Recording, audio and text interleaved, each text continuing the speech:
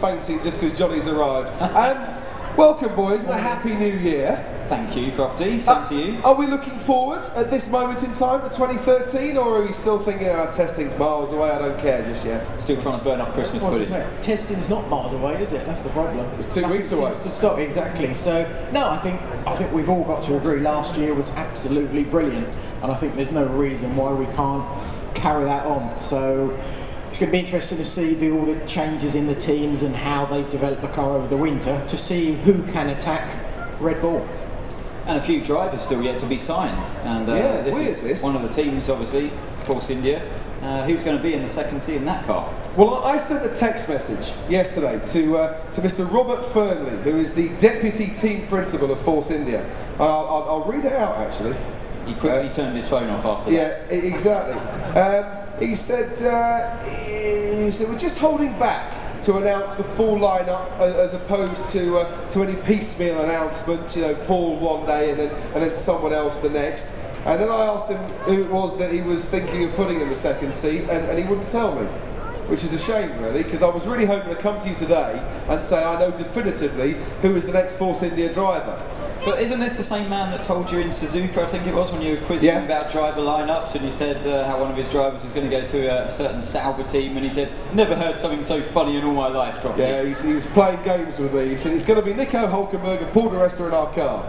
And he said, yeah, well, I had to lie to you then. You didn't, Bob, at all. So, let's do a poll this morning. So, Bob's on holiday in Bangkok at the moment. I'm going to text him back and tell him what the good people of the Autosport Show want to see in a Force India. So, hands up who thinks Adrian Sutil should get the drive. That lady there, Adrian Sutil's sister in the crowd. That lady is cousin as well. Two of you. Two Adrian Sutil fans. What about Jules Bianchi, their reserve driver?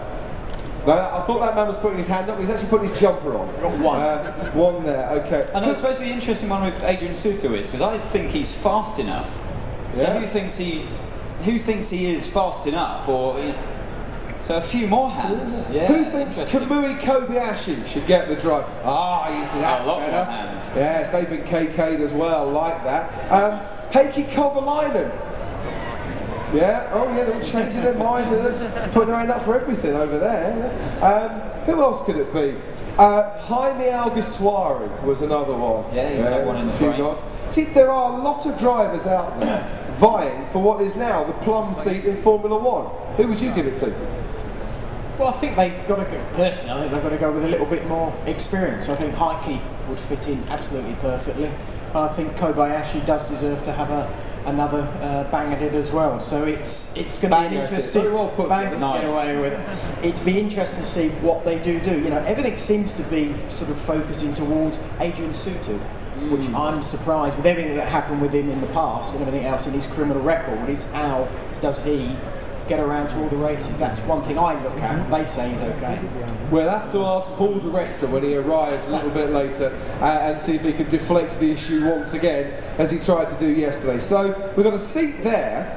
We've got a seat at Caterham as well, because Caterham